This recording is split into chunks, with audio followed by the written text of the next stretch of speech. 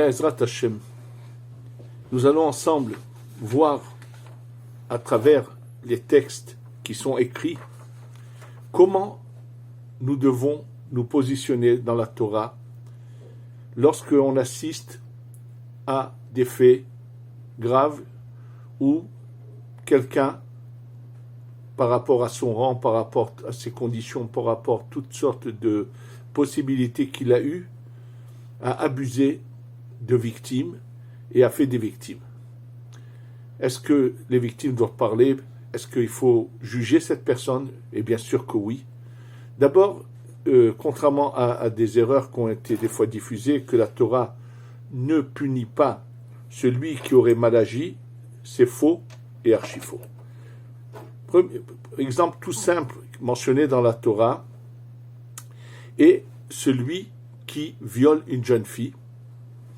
Et lorsque on l'attrape, bien sûr on sait exactement qui c'est, alors si elle est d'accord, c'est un jeune personnage et elle est prête à se marier avec lui, il devra non seulement être l'épousé, il n'aura pas le droit de divorcer d'elle de la vie entière, payer une sorte de tribut à son père.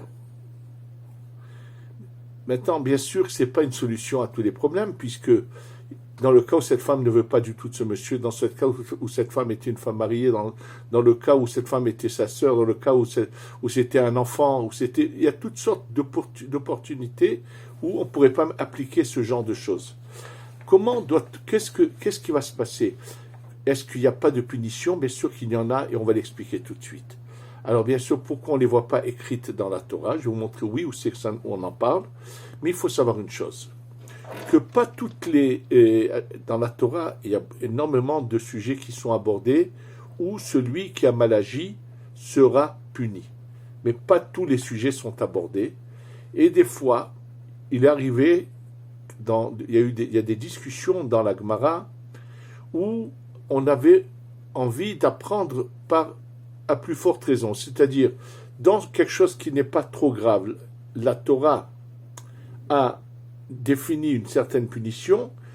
Dans un autre sujet qui est plus grave, où nous n'avons pas la punition de la Torah, on pourrait se dire, on va apprendre, si dans un tel sujet, Hachem, Dieu, a donné telle punition, sur quelque chose qui est beaucoup plus grave, c'est sûr que cette punition sera donnée.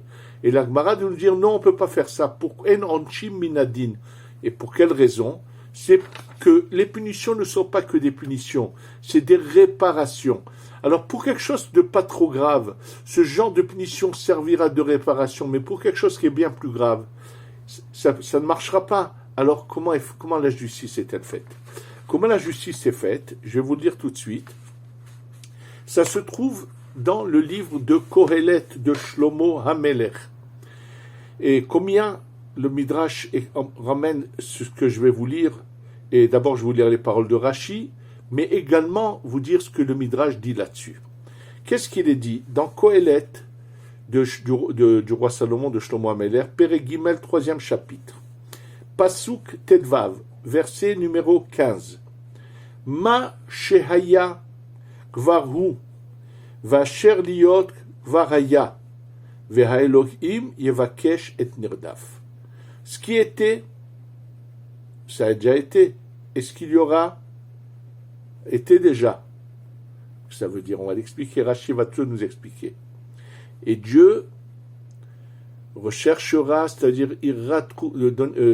faire justice, celui qui a été abusé, de celui qui a été persécuté par quelqu'un d'autre. Alors je vais vous lire les mots de Rashi, mot à mot, et vous les traduire. Comme ça, vous verrez, et de toute façon, ce que Rashi dit se trouve dans le Midrash, dans combien d'endroits. Mashéaya milefanenu. Ce qui s'est passé déjà dans les événements antérieurs, c'est-à-dire dans l'histoire qui est devant nous, qui est écrite dans la Torah. Ou Asui, ça a déjà été fait. Verainu, et nous l'avons vu.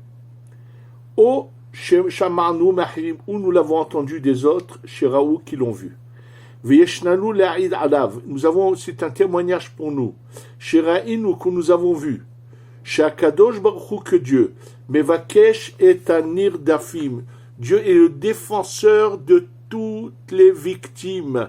Tous ceux qui ont été persécutés ou poursuivis, Dieu vient les défendre. Veha Elohim Yevakesh et Nirdaf. Dieu va venir être le défenseur et recherchera deviendra défendre celui qui a été persécuté ou abusé. L'exemple, Yaakov Nirdaf. Yaakov était persécuté par qui? Qui c'est qui a cherché constamment à lui faire du mal? C'est Esav. Esav est appelé Rodef. Rodef, c'est celui qui cherche à faire du mal à quelqu'un d'autre. Donc il y a le Nirdaf, celui qui subit, et celui qui agit. Le Rodef, celui qui agit. Et qu'est-ce qu'il est marqué dans Malachi, dit Rashi? Ve'a'av et Yaakov. Va'oev et Yaakov. J'ai aimé Yaakov. Ve'et Esav saneti. Et j'ai haï Esav. C'est-à-dire que Dieu, Hachem, fait la justice. Mitzraïm rotfim et Israël. Les Égyptiens ont abusé et ont utilisé toute leur force contre le peuple d'Israël. Ils les ont assujettis, ils les ont fait souffrir. Mitzraïm tav obayam. Les Égyptiens ont été engloutis dans l'eau. Ve Israël al-khou biyadrama. Et le peuple d'Israël est sorti avec la main haute, avec la tête haute. Il dit Vacher atidiyot od bacharona, et ce qui se passera dans l'avenir, ne croyez pas que ce sont des cas seulement qui ont eu lieu dans le passé. Tout ce qui se passera jusqu'à la fin, jusqu'à la venue du Mashiach, ou Dougmat, c'est un exemple de ce qui s'est passé. Kacher barishona, de la même manière que Dieu il a agi dans le passé, il agira de la même manière dans ce qui se passera. En akadosh baruchu meshane midotav ba'olam. Akadosh ne change pas d'attitude. Va Elohim yevakesh et nirdaf. Dieu recherchera le persécuté, celui de qui on a abusé. L'ipara pour faire payer, il fera payer minarodef de celui qui a fait ce mal-là. Maitrono shela oseara'a. Qu'est-ce qu'il gagne celui qui fait du mal? Bacheru amal aresofolish-talem. Il faut qu'il sache à la fin, il va devoir payer l'addition, que rien ne reste impuni. Et il faut savoir que l'essentiel de c'est Hachem qui agit. L'exemple que je vais vous donner est celui qui est ramené par rapport à Nebuchadnezzar, le roi de Babel, Nebuchadnezzar, qui était le roi tout-puissant qui pensait faire tout ce qu'il veut. Et à chaque fois qu'il arrivait à conquérir un lieu et qu'il prenait son roi comme esclave, il avait un abus sexuel sur cette personne. C'est ce qu'a fait Nebuchadnezzar. Comment Hachem l'a puni? Hachem a fait que tout d'un coup Nebuchadnezzar se retrouve dans la jungle. Et Akadosh Baruch Hu l'a transformé en femelle de toutes les catégories d'animaux. Et il devait subir en tant qu'homme qui était abusé par les animaux qui le prenaient pour leur femelle. Il est devenu la guenon d'un singe, il est devenu la lionne d'un lion, il est devenu l'ânesse d'un âne, il est devenu la jument d'un cheval. C'est-à-dire qu'Akadosh Baruch Hu lui a fait payer, mais d'une manière inimaginable, tout le mal qu'il a fait. Akadosh Baruch Hu, c'est lui qui gère le monde. Et Akadosh Baruch Hu ne fait cadeau de rien. Ce qui était stupéfiant et scandaleux, c'est que quand ces personnes qui ont des fois malheureusement mal agi, et quand ils ont été mis au pied du mur, ils ont vu que les gens ont ouvert leur bouche et ont parlé, et donc ces gens-là ont décidé, ça a été le cas récemment de quelqu'un qui a mis fin à ses jours pour cela, on a voulu faire de ce monsieur une victime par rapport à son passé, par rapport à tout ce que vous voulez. Et ça, c'est quelque chose qui ne peut pas être compris et c'est qui est contraire au principe de la Torah. Pourquoi? Parce que ce que je viens de vous lire, qui est dans Kohelet, c'est marqué que même si un tzaddik persécute un rachat, Akadosh Baruch Hu rendra des comptes à cet homme qui est entre guillemets tzaddik, qui est tzaddik partout, et il n'a pas le droit de persécuter qui que ce soit. C'est pour ça que le Midrash dit sur ce passouk de Kohelet, Vafilu tzaddik rodef racha, que dans Kadosh Baruch Hu mevakesh et un irdaf. Ça veut dire que même un rachat qui ne fait rien de la Torah, qui a une conduite quelconque, mais qui se retrouve un persécuté ou une victime de quelqu'un qui est tzaddik, qui pense qu'il agit bien en agissant mal vis-à-vis de ce monsieur, sachez qu'Akadosh Baruch Hu ne fait pas de cadeau et demandera des comptes. Je vais vous rappeler quelque chose que j'ai eu l'occasion de raconter, que le Rav Elia Lopian, Zecher Tzadik Evracha, a ramené dans son livre. Il ramène un phénomène qui s'est passé à l'époque du Ramban. À l'époque du Ramban, il s'est passé le fait suivant. Il y a une halakha que lorsque quelqu'un est un dénonciateur, va faire du mal à la communauté, va dénoncer des gens et pour leur faire perdre leurs biens et vraiment agit mal vis-à-vis de la communauté juive dans laquelle il vit, un juif qui vit parmi ses frères juifs et qui veut faire des dénonciations qui causent du tort et du mal, qui cherche à persécuter donc les gens avec lesquels il vit. Et alors comment peut-on agir pour arrêter? Parce que là, il agit d'une manière qui, tous les jours, fait d'autres victimes. Et bien, regardez encore un exemple que les Chachamim ont donné pour pouvoir stopper quelqu'un qui fait comme ça du mal. Il est marqué que si on voit cette personne qui est rentrée sous l'eau, on a le droit de lui tenir la tête sous l'eau jusqu'à qu'il meure, même actuellement, que nous n'avons pas de Sanhedrin, il est permis. Et il est raconté que le Khatam Sofer a agi ainsi vis-à-vis de quelqu'un qui agissait comme ça. Et il s'est retrouvé avec lui dans le mikvé. Et au moment où ce monsieur qui faisait, donc le tzaddik allait au mikvé, qui faisait du mal, et lorsqu'il s'est trempé, le Khatam Sofer a mis la main sur la tête de ce monsieur jusqu'à ce que ce monsieur perde la vie. Pourquoi? Parce qu'il faut arrêter ce monsieur qui persécute les autres. C'est une halakha qui concerne notre temps. À l'époque du Ramban qui a vécu il y a 800 ans, il s'est passé un phénomène semblable en Espagne. Quelqu'un qui était un dénonciateur qui faisait constamment des victimes et du mal. On est venu voir le Ramban et on lui a dit, Kvodarav, qu'est-ce qu'on fait? Alors il leur a dit, on va faire comme ça. Dès qu'il faut qu'on va prendre quelqu'un qui est fort, qui va suivre, et lorsqu'il le verra se mettre sous l'eau, et qui lui tienne à ce moment-là la tête sous l'eau. Donc ils ont fait ça, et un beau jour, il l'a vu aller dans un fleuve, se tremper, il nageait, puis il faisait des plongées sous l'eau, et l'autre nageait à côté de lui, et dès qu'il a vu faire une plongée sous l'eau, hop, il lui a mis les mains dessus, il l'a retenu sous l'eau jusqu'à qu'il meure. Ah, la communauté était enfin débarrassée de ce monsieur. Donc au passage, vous voyez qu'il y a une loi, même actuellement, pour arrêter certaines persécutions. En tous les cas, que s'est-il passé? Là, ça va nous apprendre une grande leçon. C'est que celui qui a tenu ce monsieur sous l'eau, je ne sais pas combien de temps, c'était dans le mois, juste un mois après ou quoi, il est mort subitement. Bien sûr, ça a choqué tout le monde.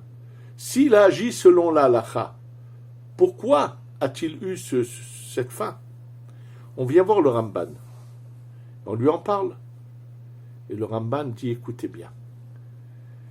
Lorsqu'il est parti pour tuer ce dénonciateur qui faisait des victimes, il l'a fait avec du plaisir. Dès l'instant où il l'a fait avec du plaisir, il est devenu un assassin. Il devait le faire avec de la souffrance et de la peine parce on était obligé d'arrêter le mal. Mais pas avec mais il ne fallait pas qu'il jouisse. Ça veut dire que même c'est-à-dire que finalement, ce monsieur qui avait persécuté s'est retrouvé un peu la victime de quelqu'un. La tolérance de lui enlever la vie était que si c'est parce qu'on n'a pas le choix, c'est la halakha, mais sans aucun plaisir. Il faut savoir qu'Akadosh Baruch Hu, c'est Dieu qui gère le monde. Et je vais vous raconter une histoire que raconte le Chafetz Chaim. Le Chafetz Chaim a vu quelque chose et il dit, écoutez bien. Cette histoire qu'il raconte, il dit, celui qui voit le début sans la fin sera choqué. celui qui voit la fin sans le début sera également choqué. De quoi s'agit-il? Avant que le système en Russie des tsars tombe, avant 1917, où il y a eu la révolution bolchevique, où on a renversé le pouvoir en Russie, ces rois qu'on appelait les tsars, malheureusement, les Juifs n'avaient pas la vie facile, ont passé des calamités, des horreurs. Il y avait ce qu'on appelait les cantonistes, c'est-à-dire que le tsar imposait, on allait dans les communautés, on prenait des enfants juifs, on les enrôlait dans l'armée soviétique russe de l'époque, et ils passaient je ne sais pas combien d'années, et c'était quelque chose de terrible. Ils ont passé vraiment une galère terrible, les Juifs, avant que soit renversé le système des tsars. Et ce qui s'est passé quand tout le temps que ça existait, alors ils rentraient dans une ville, une communauté, il fallait prendre tant d'enfants. On va arracher ces enfants, on les emmenait de force à l'armée russe. Combien d'entre eux ne sont pas restés juifs malheureusement? Il y en a ceux qui ont réussi à tenir le coup. Combien ils ont tenu? Il y a eu vraiment quelque chose de terrible. Et voilà que ils arrivent vers le responsable de la communauté, un monsieur riche et bien, et on veut lui prendre son fils. Et il leur dit, mais non, il cherche à tout prix à les soudoyer, à faire de tout pour pas qu'on prenne son fils. Ils lui ont dit, écoute,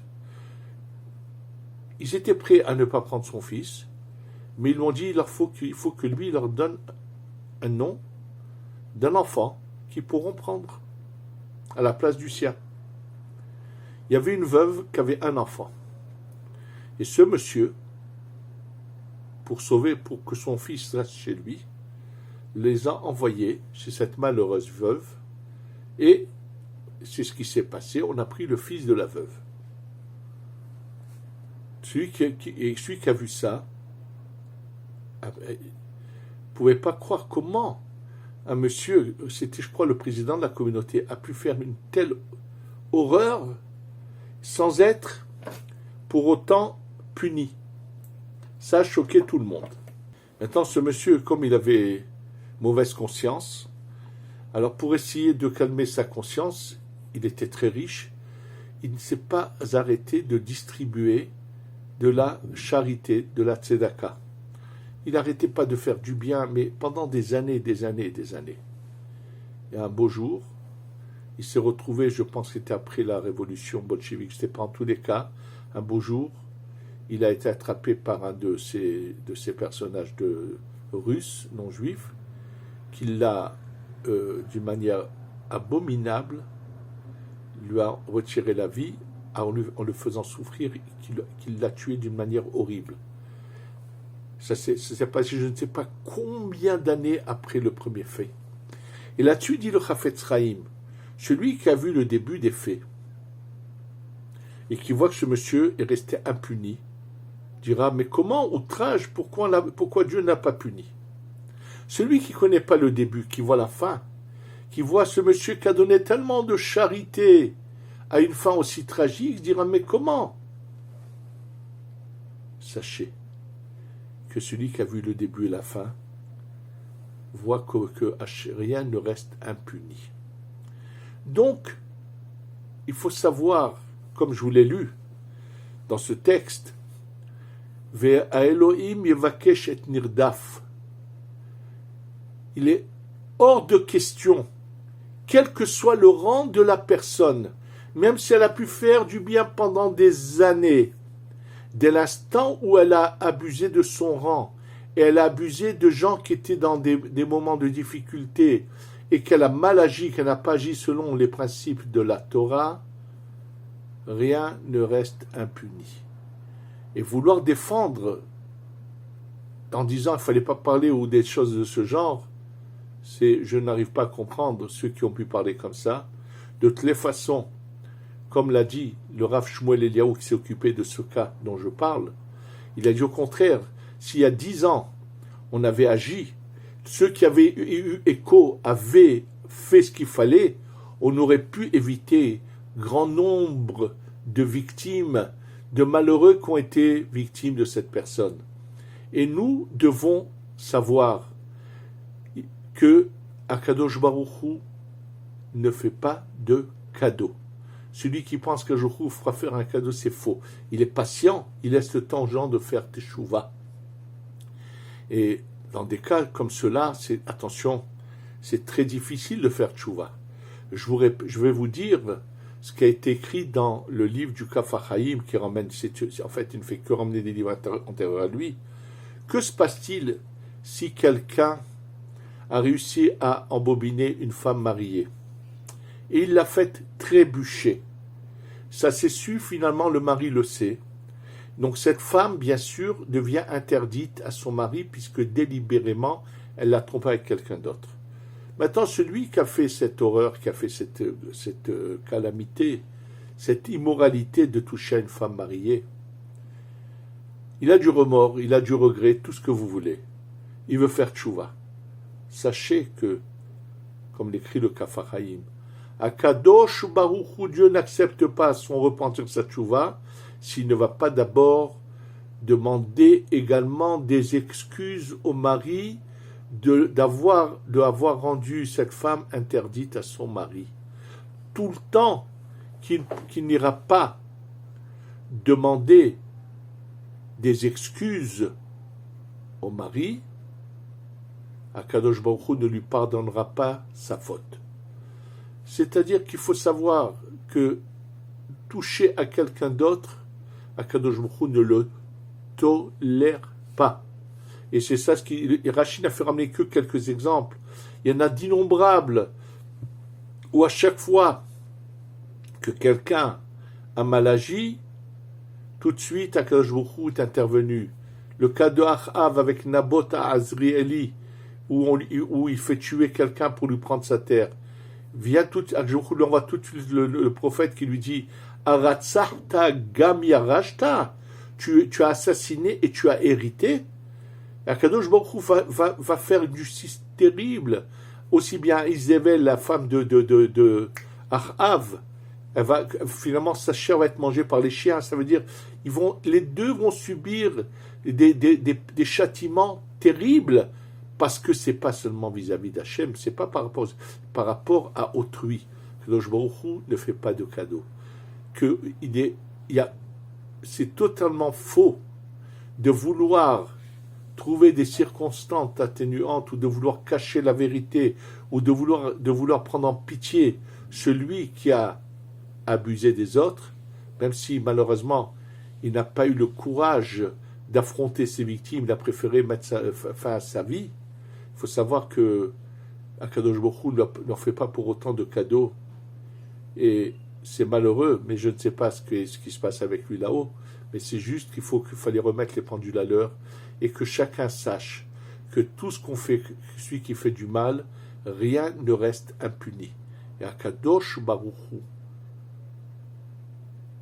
fera la justice. C'est des choses qui doivent nous pénétrer, nous accompagner, nous faire réfléchir qu'il faut qu'on soit toute notre vie intègre, qu'on soit propre, qu'on ne fasse aucun mal à qui que ce soit. Et si on a fait une erreur, qu'on demande, qu'on aille baisser la tête et s'excuser. C'est pas sans raison que nous demandons tous les jours dans nos prières le matin, Al teveanu lide nisayon velo lide bisayon. Ne nous emmène pas à des épreuves où finalement on aura honte de notre conduite parce qu'on n'aura pas su surmonter l'épreuve. C'est une demande que nous devons faire tous les jours en ouvrant les yeux, qu'on ne trébuche jamais, qu'on soit jamais la cause de déshonneur de la Torah et d'Akadosh Baruch Hu, et qu'on fasse le désir d'Hachem comme il se doit, et que finalement Akadosh Baruch Hu nous emmène la Géoula Shlema, Shetavo Bimera Beyamenu. Amen.